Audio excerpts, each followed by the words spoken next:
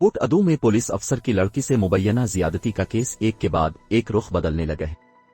तफसीलात के मुताबिक कोट अदू में 24 नवंबर को मुबैना तौर पर ज्यादती का निशाना बनने वाली खातून को मुलजिम से 50 लाख रुपए लेने के इल्जाम में अदालत में पेश किया गया। पुलिस ने अदालत से खातून और उसके साथ गिरफ्तार होने वाले 2 अफराद के जिस्मानी रिमांड की इस्तदा की, लेकिन अदालत ने मुतासिरा खातून समेत 3 अफराद के खिलाफ पैसे वसूल करने के शवाहिद को नाकाफी करार दे दिया और पैसे वसूल करने का मुकदमा खारिज करते हुए तीनों अफराद को रहा करने का हुक्म दे दिया। अदालती हुक्म के बाद तीनों अफराद को रहा कर दिया गया है। मुबैना तौर पर ज्यादती का निशाना बनने वाली खातून की जानिब से मुलजिम एएसआई इम्तियाज सिरानी को पहचानने से इनकार पर एएसआई को भी बरी किया जा चुका है। मकामी मजिस्ट्रेट ने खातून के खिलाफ भी शवाहिद को नाकाफी करार देते हुए इसे भी मुकदमे में बरी कर दिया। ख्याल रहे कि पहले लड़की ने इल्जाम लगाया, फिर शनाख्त से मक गई, फिर एएसआई और मुतासिरा लड़की में 50 लाख रुपए की मुबैना डील सामने आ गई।